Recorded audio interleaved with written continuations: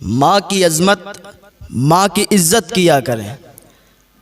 ماں کا رتبہ بڑا بلند ہوتا ہے، باپ کا رتبہ بڑا بلند ہوتا ہے۔ ماں باپ اگر راضی ہیں تو اللہ بھی راضی ہے۔ ماں باپ کی رضا میں ہی اللہ کی رضا ہے۔ اگر آپ نفل نماز پڑھتے ہو اور ماں باپ میں سے کوئی بھی آپ کو بلائے تو آپ اس کی بات کا جواب دیں، لبیک کہتے ہوئے ان کے سامنے حاضر ہوں۔ ایک عابد شخص تھا، عبادت گزار تھا، رات و دن اللہ تعالیٰ کی عبادت کرتا رہتا تھا۔ ایک دن ان کی ماں ان سے ملنے کے لیے آئیں۔ یہ شخص نفل نماز پڑھ رہا تھا۔ ان کی ماں نے آواز دی، بیٹا میں آئی ہوں، میں تجھ سے ملنا چاہتی ہوں، میں تجھ سے ملاقات کرنا چاہتی ہوں، بیٹا مجھ سے مل لے آ کے، مجھ سے دو باتیں کر لے آ کے۔ لیکن یہ نفل نماز پڑھ رہا تھا۔ اس نے سوچا یا اللہ میں نماز پڑھ رہا ہوں، نماز توڑوں یا ماں سے ملاقات کے لیے جاؤں؟ یا اللہ ادھر ماں بیٹھی ہوئی ہے، ماں مجھ سے ملاقات کرنے کے لیے آئی ہے اور میں تیری عبادت کر رہا ہوں، نفل نماز پڑھ رہا ہوں، یا اللہ میں کیا کروں؟ تو اس نے نماز کو ترجیح دی اور ماں سے بات نہیں کی، ماں کے پاس نہیں گیا۔ ماں واپس لوٹ گئی۔ دوسرے دن پھر ماں آئی۔ ماں نے پھر اپنے بیٹے کو آواز دی، بیٹا میں تجھ سے ملنے کے لیے آئی ہوں، میں تجھ سے ملاقات کرنے کے لیے آئی ہوں، بیٹا دو تین باتیں مجھ سے کر لے، بیٹا میرے پاس بیٹھ جا، مجھے سکون حاصل ہو جائے گا۔ یہ پھر نفل نماز پڑھ رہا تھا۔ فوراً اس نے اللہ کی بارگاہ میں عریضہ پیش کیا، یا اللہ میں نماز توڑوں تو ماں کے پاس جاؤں؟ اس نے نماز نہیں توڑی، پھر اس نے نماز کو ترجیح دی، نفل نماز کو ترجیح دی اور ماں سے ملاقات نہیں کی۔ ماں کا دل ٹوٹ گیا۔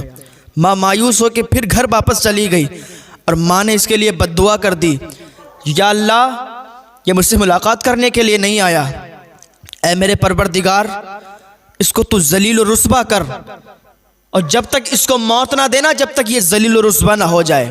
وہ عابد شخص، وہ عبادت گزار شخص، ہر وقت اللہ کی عبادت کرنے والا، ماں سے صرف ملاقات نہیں کی، اس وجہ سے ماں نے بد دعا دی تو دیکھو کیا ہوتا ہے۔ ایک دن یہ نماز پڑھ رہا ہے اور یہ جہاں پر نماز پڑھتا تھا وہاں پر ایک چرواہا تھا جو بکریاں چراتا تھا اور وہاں پر آرام کرنے کے لیے بیٹھ جایا کرتا تھا۔ تو وہاں پر اس چرواہے نے زنا کیا اور کچھ دنوں کے بعد جس سے زنا کیا تھا اس کا بچہ ہوا۔ جب وہ بچہ ہوا تو اس نے تہمت لگا دی کہ اسی عابد کا یہ بچہ ہے۔ اس عورت نے بھی تہمت لگا دی یہ عابد کا بچہ ہے، کیونکہ ادھر ماں نے بد دعا کی تھی تو ذلیل تو اسے ہونا تھا۔ اس عابد شخص پر جب تہمت لگی تو لوگ آ گئے، اپنے اپنے ہاتھوں میں لاٹھی لے کے لوگ اس کے دروازے پر آ گئے جہاں پر وہ عبادت کرتا تھا اللہ تعالیٰ کی، اس کے عبادت خانے کو توڑنے لگے، اس کو بلانے لگے، باہر نکل، تو عابد کی شکل میں شیطان ہے، تو نے ایک لڑکی سے زنا کیا اور وہ بچہ پیدا ہوا تو تم ماننے کو بھی تیار نہیں ہے۔ لوگ اس کو برا بھلا کہنے لگے، ذلیل کہنے لگے، ذلیل کرنے لگے، اور لوگوں نے اس کے عبادت خانے کو توڑنا شروع کر دیا۔ یہ باہر نکلا، لوگوں سے لاکھ گناہ کہتا رہا کہ میں نے یہ نہیں کیا ہے، میں گناہگار نہیں ہوں، میں نے زنا نہیں کیا، اللہ کے واسطے میری بات مان لو۔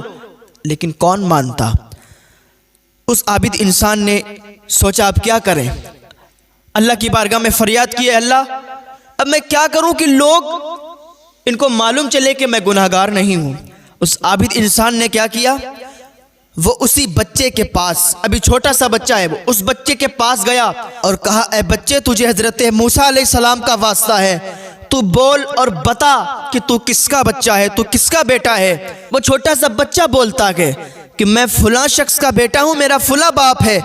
جب اتنا اس نے کہا نا تو مجمع سے نعروں کی صدائیں بلند ہو گئیں اور لوگوں نے اس سے معافی طلب کی اور کہا، میں نے جو تمہارا گھر، تمہارا عبادت خانہ توڑا ہے میں اس کو صحیح کر دوں گا، سونے چاندی کا بنوا دوں گا۔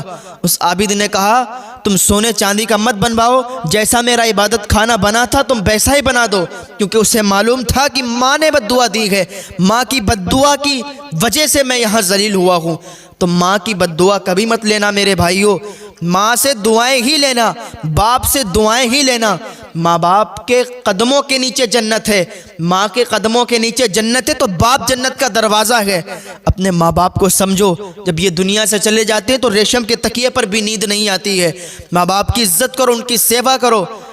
انسان کیا سوچتا ہے جب وہ بوڑھا ہو جاتا ہے ماں باپ جب بوڑھے ہو جاتے ہیں ان کی تمنا ہوتی ہے کہ میرا بچہ ہمارا سہارا بنے گا، ہمارے بچے، ہماری اولاد ہمارا سہارا بنیں گے۔ وہ بچپن میں اپنے دانتوں سے چبا چبا کر روٹیاں کھلاتا ہے، بچپن میں انگلی پکڑ کے اپنے بچے کو چلنا سکھاتا ہے۔